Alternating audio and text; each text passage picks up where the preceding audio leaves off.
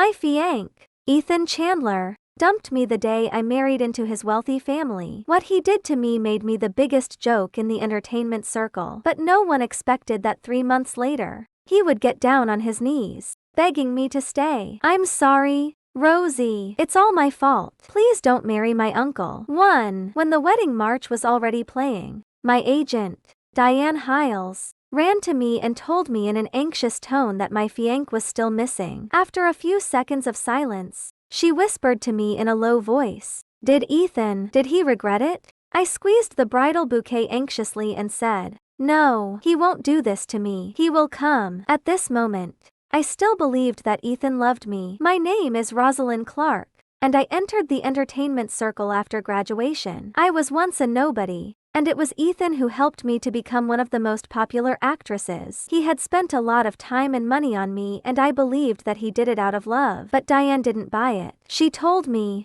don't be silly, Rosie. Ethan has blocked my number. That clearly means he won't show up at the wedding. This jerk is humiliating you. There is a group of reporters outside waiting at the hotel entrance. I'm calling the company PR to manage this. And you stay in the room. Remember, don't come out. After Diane left, I checked the messages Ethan sent me over and over again. The last sentence he sent to me before I went to bed was, you'll have a wedding you will never forget for the rest of your life. Rosie, I will make you the happiest bride in the world. It had only been 12 hours. How could one possibly change his mind so quickly? No, it couldn't be true. I believed him, and I would wait for him. I wiped away my tears. Before I could touch up my makeup, I heard an uproar outside the lounge. Now the groom is missing. Why hasn't the bride come out to explain it to us? The knock on the door was getting louder, and I had no choice but to open the door. What surprised me was that the people who were shouting outside were Ethan's friends. They usually showed me respect, but now they looked at me with disgust and said, you finally come out. Rosalind Clark, are you gonna keep us waiting? At the time, I didn't know they were filming. I had chills down my spine and said pitifully, please, Ethan is coming soon, and we can't hold a wedding without any guests. That will look awful. Somehow, my words cracked them up. They even laughed to tears. Oh, my! Seems that you're still daydreaming. Huh? Do you still believe that Ethan's gonna marry you? You're just a piece of crap. But Ethan is a promising rich man. It's impossible that he'll marry you. Wake up, girl. You're just lost in your hopeless dream. I realized something. They knew Ethan wouldn't come. I'm the only one who got fooled and was still looking forward to this wedding going on, even without my fiancé. For a moment, I felt like my heart had broken into a million pieces. I laughed and cried until I couldn't breathe. I felt like I was suffocating. This was the most tragic thing that could ever happen to me, right?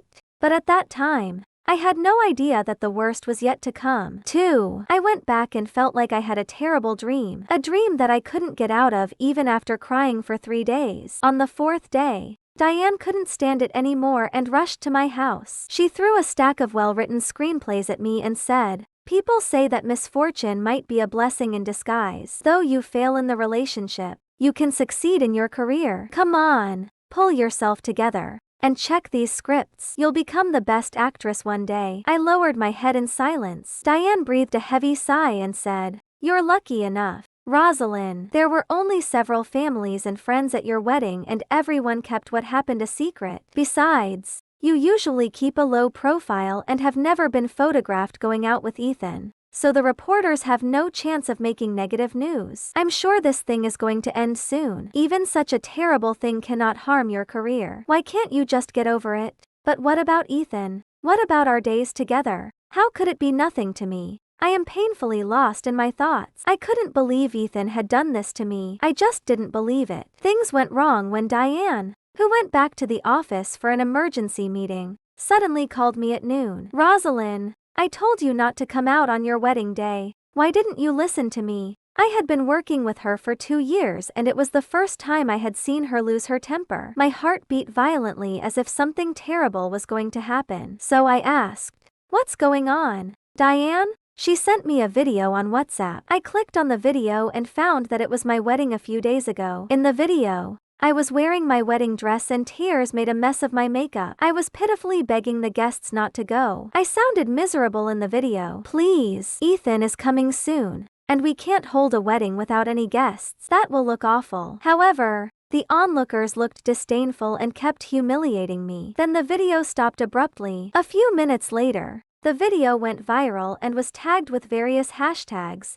Rosalind has a hidden marriage. Rosalind fails to marry into a wealthy family. And the shameless Rosalind. The first 10 topics in the entertainment section were all about me. And none of them were true. At the same time, the comments below my social media account were overwhelming. The fans questioned me. "You're too young for marriage. Rosalind, even if you insist, you should at least marry someone who truly loves you. Why do you have to throw yourself at a random guy? Just quit your job. Rosalind, you're a silly girl who only cares about your stupid relationship and has no career ambition. Just look at yourself. Still defending your fiancé after he dumped you. I'm tired of defending you, sis." It turns out that the statement of you being single is a lie. What was more, haters took the opportunity and rushed to the comments to throw dirt on me. They said that I got into many casts with the help of my investors. What disgusted me the most was that they spread a rumor that I had several sugar daddies at the same time while I was a student and slept with them. When a female celebrity got involved in a steamy affair, she would become the most disgusting person in the world. Everyone,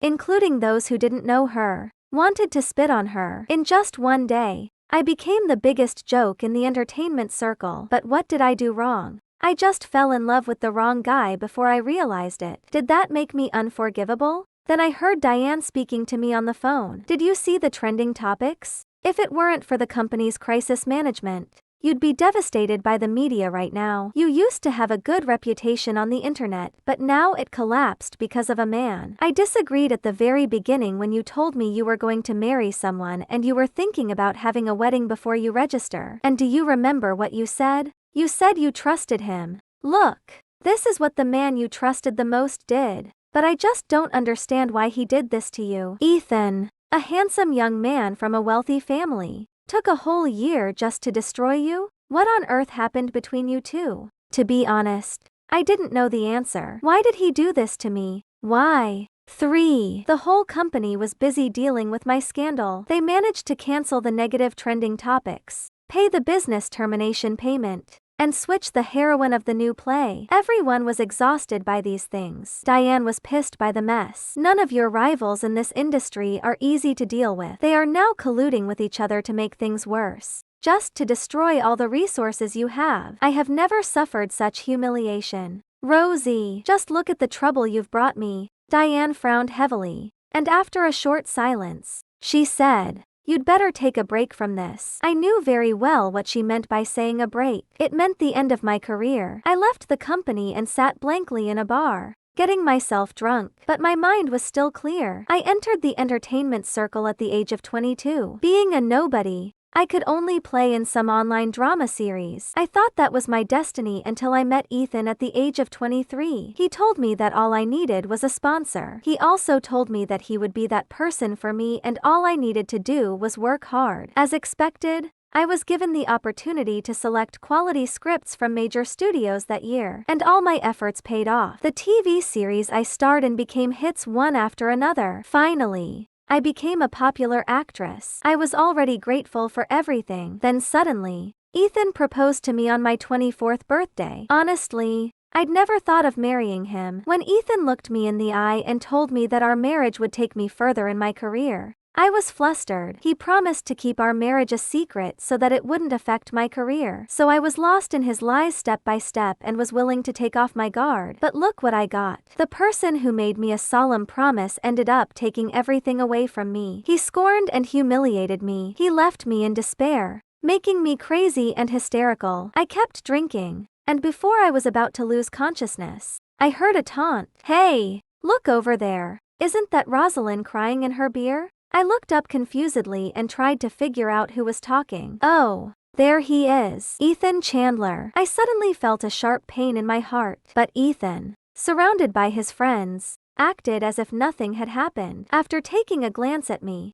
Ethan looked away and flicked the ash carelessly. What a cruel man. Was the love he had shown me when we were together just an illusion? Tears streamed down my cheeks. I walked to him and asked in a hoarse voice, "Why did you do this to me?" Ethan looked extremely indifferent. He tried to say something but stopped at a second thought. Instead, his buddies sarcastically told me the truth. Because you took Jennifer Nelson's boyfriend away from her, Ethan was only with you to avenge Jennifer. Jennifer is Ethan's stepsister, and he cares about her the most. Yet you had to mess with her, so Ethan decided to put you on a pedestal before he took everything from you. Only then can you feel the pain that Jennifer felt. Jennifer Nelson? I never expected that I would hear this name again in my life. She was my roommate in college and also a nightmare that I tried to get rid of. Jennifer's mother married into a rich family when she was a sophomore, so Jennifer became a rich young lady. After hearing about this, all the boys in the school started to chase her. However, Jennifer only had feelings for the school hunk who didn't give a damn about her. All her roommates managed to get her the school hunk,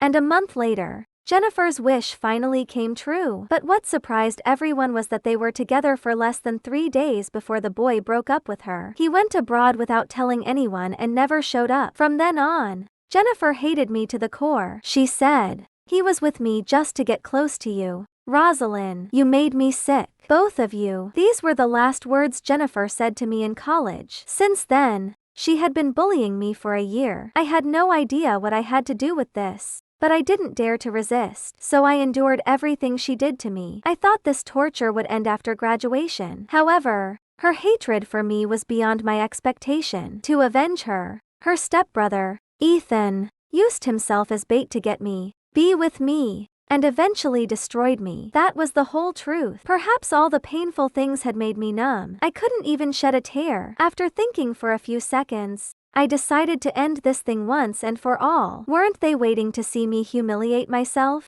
Come on. Then, I stood in front of Ethan respectfully and said to him loud and clear, "It's all my fault.